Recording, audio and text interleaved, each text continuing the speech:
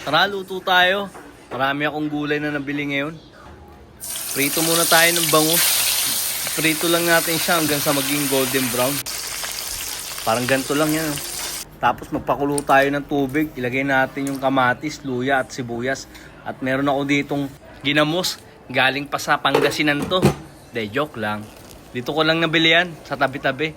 Tapos lagay na natin yung gulay natin. Naglagay lang akong paminta at ampalaya. At sinunod ko na yung patola. Naaamoy nyo na siguro yung niluluto ko. At alam kong alam nyo na kung anong tawag dito. Isunod na natin yung talbos ng kamote dyan, syempre. At isusunod ko na rin dyan yung bulaklak ng kalabasa.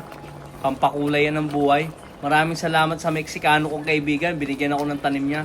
Sinunod ko na rin pala yung pinirito nating bangus. Papalasahin lang natin yan dito. At syempre nagdagdag pa ako ng ginamos. Medyo natabangan kasi ako. Luto na yung dinding natin.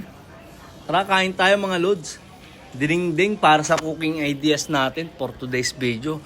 Palike naman and share and follow na rin para ganahan tayo sa mga darating na cooking ideas natin. Salamat!